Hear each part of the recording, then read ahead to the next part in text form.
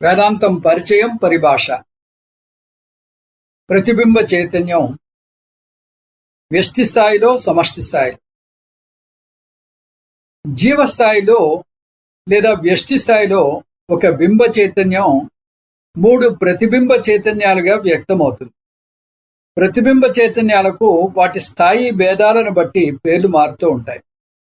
స్థూల శరీరం మొదటి ప్రతిబింబ చైతన్యం అంటారు, దీన్ని విశ్వ అంటారు.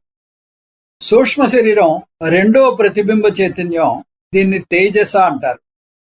కారణ శరీరం మూడో ప్రతిబింబ చైతన్యం, దీన్ని ప్రాజ్ఞ అంటారు. ప్రతి వ్యక్తిలోనూ ఈ 3 ప్రతిబింబాలు ఉంటాయి. ఈ మూడింటిని కలిపి జీవుడు అంటారు. ప్రతిబింబ చైతన్యం సమష్టి స్థాయిలో, అలాగే సమష్టి స్థాయిలో కూడా ప్రతిబింబ చైతన్యం 3గా వ్యక్తమవుతుంది. స్థూల ప్రపంచం ప్రతిబింబ చైతన్యం 4 విరాట్గా చెప్పబడుతుంది. సూక్ష్మ ప్రపంచం ప్రతిబింబ చైతన్యం 5 హిరణ్యగర్భగా చెప్పబడుతుంది.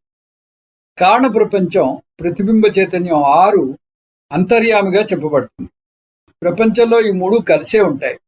మూడింటిని కలిపి ఈశ్వరుడు అంటాం. టూకీగా చెప్పాలంటే జీవ ఈశ్వరులు ఒకే చైతన్యం యొక్క ప్రతిబింబాలు.